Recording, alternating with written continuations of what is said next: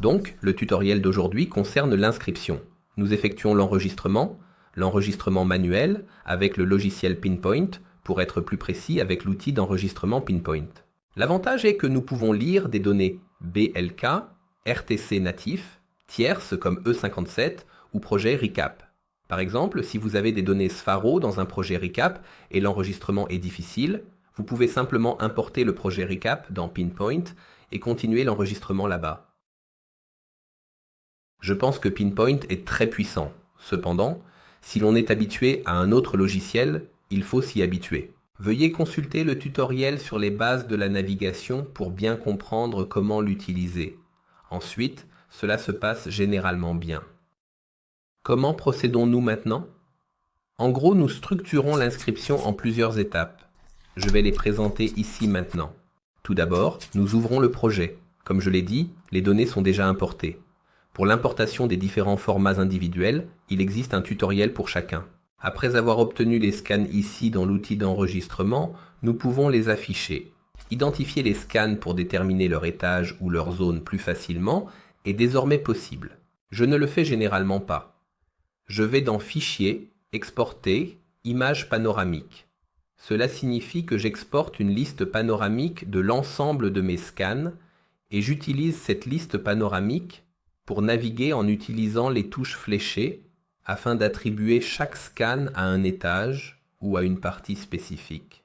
Je laisserai cette exportation s'exécuter en arrière-plan et vous tiendrai informé lorsque terminé. L'exportation est finie. J'ouvre l'explorateur, je vais dans le dossier Panorama et j'ai mes images ici. Si je clique sur la première image, j'obtiens une vue agrandie ici. Maintenant, j'ai cliqué 2 fois. Je me déplace avec les touches fléchées droite et gauche. Intérieur, intérieur, rez-de-chaussée, rez-de-chaussée. Allez-y, un escalier, les salles de bain, en bas dans l'escalier, maintenant devant la porte. Cela signifie que jusqu'au scan numéro 38, tous les articles sont envoyés au rez-de-chaussée, tandis que le reste se trouve à l'extérieur. Je le sais parce que je l'ai scanné. Donc cela signifie que je vais là-bas, je me pose avec ça, donc d'abord je renomme tout ça ici, avec un double clic. Je peux choisir n'importe quel nom, projet, peu importe. Ensuite, je clique droit sur le projet et crée un nouveau dossier nommé rez-de-chaussée, premier étage, peu importe comment vous l'appelez. Alors, je vais prendre les scans et je peux ensuite les sélectionner, donc cela serait maintenant de 1 à 38, faire un clic droit, couper, les couper et les mettre dans mon dossier First Flow ou Erdgeschoss. Donc je fais la même chose pour la façade. Je crée un dossier de façade et j'y insère les autres scans. Nous avons terminé le nettoyage du projet.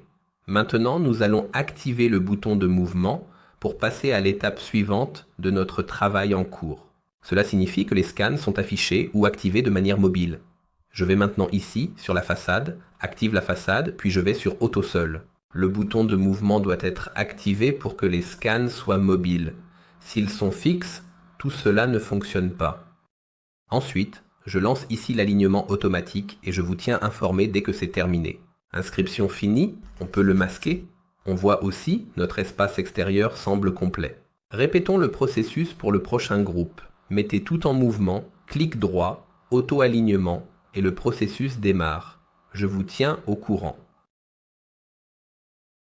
Donc, la procédure est maintenant terminée et ici, on peut déjà voir clairement, il y a évidemment eu un problème, ce qui signifie que le processus n'a pas été complètement exécuté.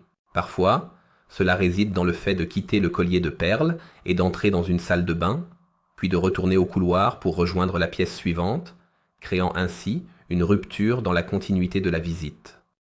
Alors, qu'est-ce qu'on fait? Nous adoptons une vue orthographique de haut en parallèle. Nous masquons toutes les numérisations sauf la première et définissons les autres comme mobiles. Ensuite, nous utilisons le bouton suivant, donc nous ajustons aussi la résolution ici. Pas important maintenant, naviguons dans le projet avec le bouton suivant. Appuyez sur Suivant, Suivant. On peut aussi le faire avec la touche fine et vérifier si les scans sont bien alignés. On a sauté un peu, mais tout s'est bien déroulé. Nous passons, venons maintenant ici. Scannons bien sûr devant les fenêtres, comme il se doit, pour être vigilant. Ensuite, à nouveau devant la porte et ensuite dans la pièce suivante. C'est la cuisine dans ce cas. Maintenant, nous voyons ici le premier scan mal positionné. Nous pouvons le déplacer avec le bouton gauche de la souris et, en maintenant la touche Shift enfoncée, le faire pivoter également avec le bouton gauche de la souris, puis le déplacer grossièrement à la bonne position. Une fois que nous avons terminé cela, nous appuyons sur le bouton Snap Scan. Alors, continuons avec Next N, appuyez sur la touche N maintenant. Maintenant, ici le HAL.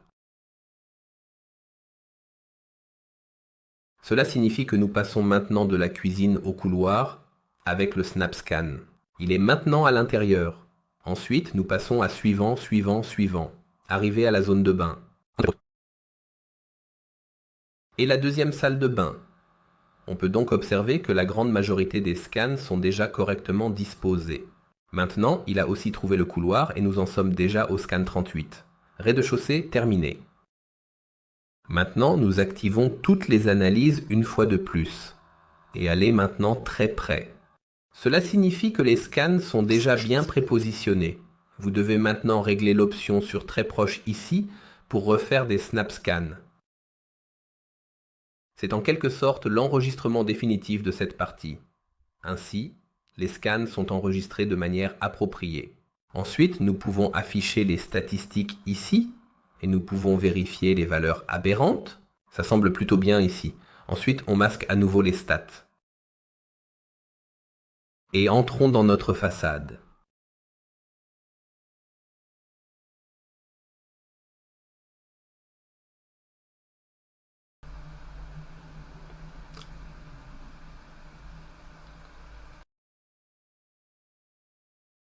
Il est important de désactiver l'option de déplacement.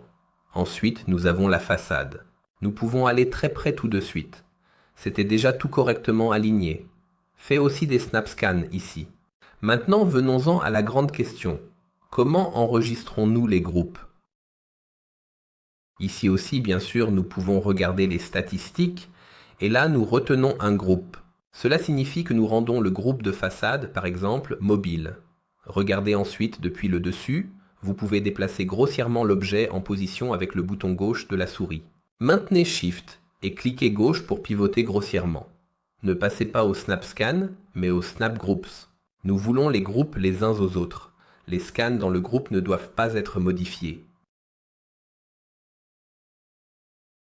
Ensuite, revenez finalement très près du point de départ. C'est tout ce qu'il y a à faire. Et voilà, c'est terminé. Vient l'enregistrement final. Et notre projet est actuellement enregistré. Nous avons la possibilité de revoir cela ici et maintenant. Visuellement, tout semble en ordre de mon point de vue. Cela signifie que nous pouvons maintenant passer au nettoyage ou afficher directement les données ici. Et il y a donc les différents formats. E57 est probablement le format le plus courant, puis il y a le format Recap pour tous les produits Autodesk. Il existe bien sûr différentes options. Et bien sûr, vous pouvez également passer directement au modèle Pinpoint. Si vous en avez besoin de plus, vous pouvez exporter sous fichier. Ici par Exact, on peut afficher un nuage de points non structuré si on veut, passer à Archicad et réduire le nuage de points d'une mesure précise. En fait, nous sommes déjà à la fin du tutoriel.